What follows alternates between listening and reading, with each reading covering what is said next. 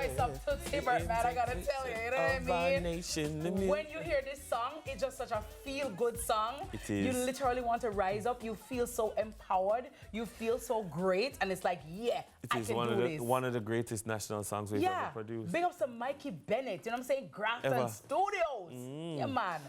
And we've never been able to replicate another football song.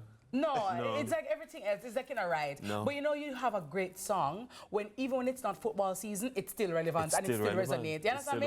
Them songs you play on a dance.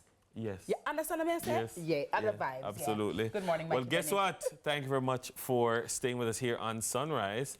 And I'm excited about this because guess what? I talk a good football game. But the playing part, I've just never blessed with it. But now I think I have a chance because there's no buck-toe business in this game, no running up and down, and there's no offside rule in the air, or is there? What are we talking about? We're talking about drone soccer. It's football, but make it future forward.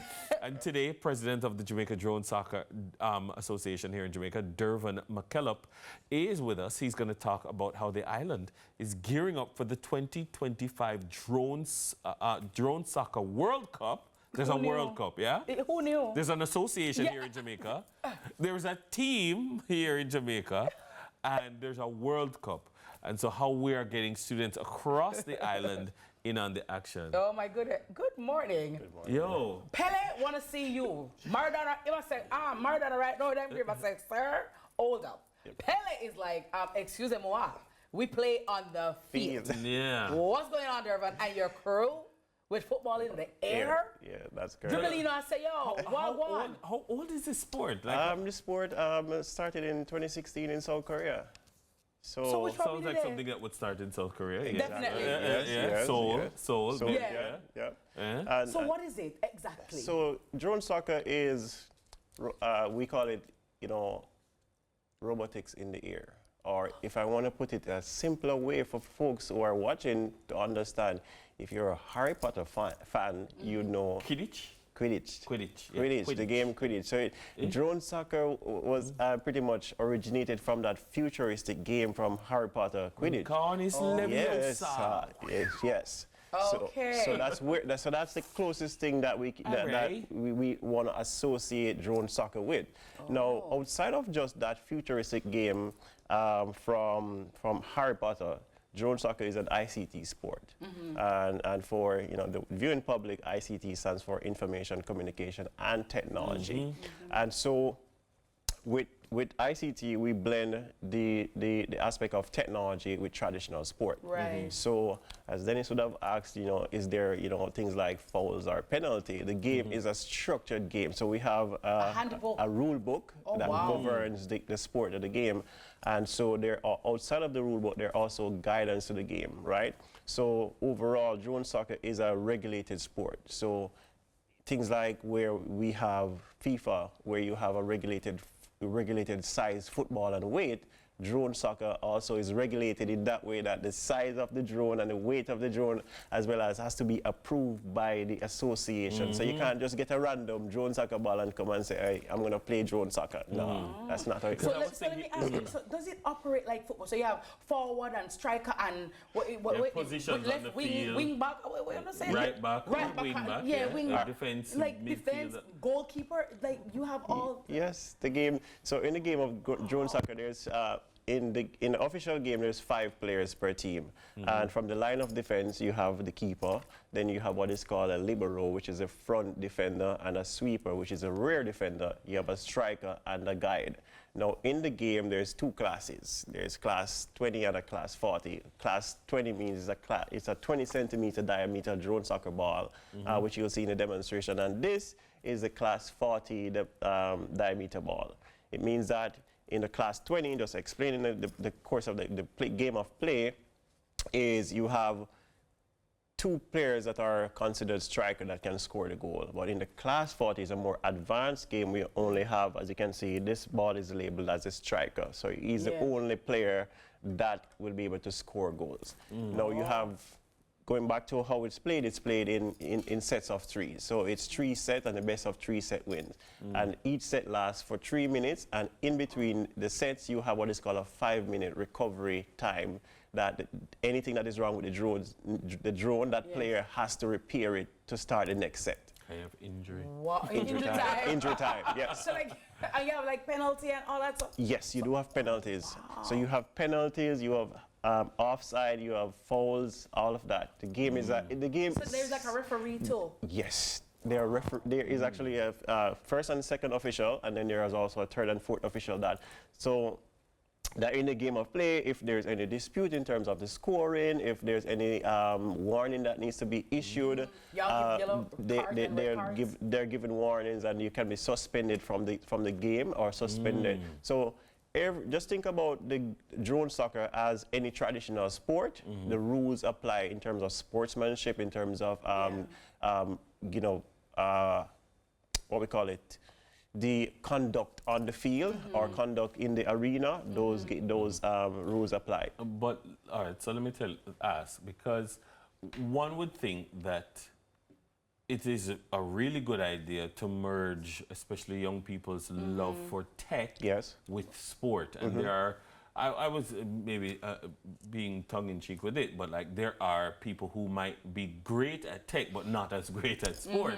And so this gives them an avenue for, you know, STEM education or STEAM education to be applied to this particular area. But then maybe the schools that are doing better at robotics might now have people branching off into this. Is that what we're seeing in terms of the popularity of the sport? All right, so in terms of the popularity of the sport, locally, what we've seen and our objective is grassroots. So grassroots in the sense that we're building from schools up. So we have what is called a Drones in School program that we've been running for 4 years in 4 countries, in the US, the British Virgin Islands, Cayman, and here. And Drones in School its focus is on, you know, blending technology in the classroom. So outside of drone soccer, we have various other drone programs that we're using across Jamaica. And when we started, our focus was, you know, on, you know, country. I'm from, you know, rural Hanover, so I'm country boy. So, you know, I focus my attention on, you know, introducing kids, you know, back in that space in the schools as it relates to drones in the classroom. But from the aspect of STEM and STEAM, you have where it's more than just a sport. You know, we're using drones in the classroom to teach things like mathematics. So if you talk about when the drones move, it moves on an angle. We're using it to do, you know, teach English language. You know, we talk about, you know, you go outside and you take a picture and you come back in and the teacher may post that picture on the board or project it and say, write a descriptive story, all right? So I could tell you every subject that is being taught in school today, whether it's in the primary school or high school or university, even geography, landforms.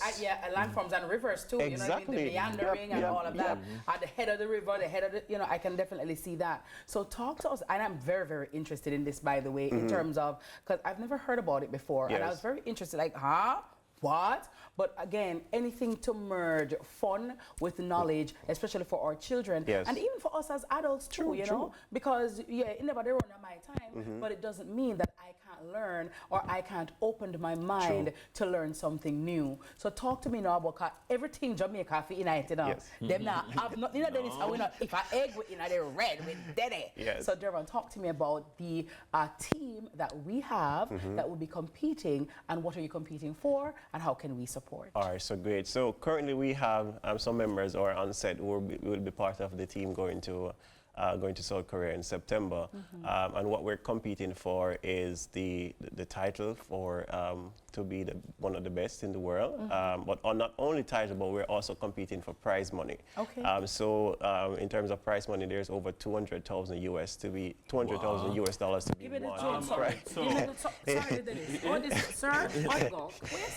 Yes, there's over 200,000 dollars in prize money to be won. You know, across various categories in the Drone Soccer World Cup. And so in terms of overall how, you know, Jamaica can support is that we're currently looking to also host the national trials both in Kingston and Montego Bay, hopefully for June. We're having, you know, some logistics problem based on, you know, getting stuff shipped into the island. So we've been working over the last couple of months, and weeks trying to get things started. We're still having some hiccups, and we're just, asking, or soliciting, the help of, Jamaica and, corporate entities as well as the government to support us on this venture. It's a new sport, and I believe it has the potential not just as an educational opportunity, but also for sports tourism. I was just in California in March, and we had over 10 countries represented at the pre-World Cup games. And there were over 2,000 students, playing in those games, and some of those students will actually also be at the World Cups. So my objective here is to not only promote the sport and promote the game, but sensitize folks about the opportunities that lives within the drone industry. I'm a commercial drone pilot, and overall, I've managed to work on, movie sets, Top Chef Canada, worked on various productions. So drones are not just toys, it's a learning tool, but it's also a workforce. Yes. And when you talk about logistics, hi, O'Neill Johnson, Complete Sourcing. If anybody can source anything, it is my friends down at Beachwood Avenue, Complete Sourcing. So I'm gonna talk to him and talk to them down there. Hi, Deborah. Because really and truly, this is a burgeoning sport and an entity where I'm sure lots of persons can come and try out. So they're like doing, so you're having the trials? Yeah, that's trials. So how do I qualify to be a part of the team? So very good, So to qualify to be a part of the team, one of the things that we're doing, because of the short sprint that we currently have, we're taking folks who already know how to fly. But for the trials, it's also the national demonstration where folks, families can come out, to view the game, but also bring your kids, bring your spouse, bring everybody in your family, and come and try out drone soccer. It might be the first time you're flying a drone, so it's open to everybody, and you can say people can, get more information on the Jamaica Drone Soccer Instagram page, as well as drop us an email, whatever that is, and our team will be responding, because we want this to be not just a one-off thing. It's going to be a continuous program rollout across Jamaica. So where is it going to be? So when and where? So we're currently finalizing the locations for the trials. We haven't confirmed all the locations and the dates. So once those are done, we will notify all the media houses about it, as well as post it on our Instagram and social media pages for folks to read. Yeah. And is this Jamaica's first time entering? This is Jamaica's first time. Oh, wow. Yeah. Nice. All right, guys. 200,000 US, say less. One thing I know, I'm ready to learn. Yes. Lovely. If I carry this. Yeah. Man, that's all. I must say, you crazy than it? Brightness to my passport. Yeah, that's if I gotta take off my nails, I'll take off my nails. Okay. So that was Durban McKellop, the president of the Jamaica Drone Soccer Association. And guess what, guys? The fun just getting started, because Dennis will be getting our game fingers on, his game fingers on. But you know what? I'm going to try my hand at it as well. So right after the break, it's Game of Drones. You see that? You see that? That's hot. Gotta tell you. Right here in studio when we return. It's CVM Sunrise.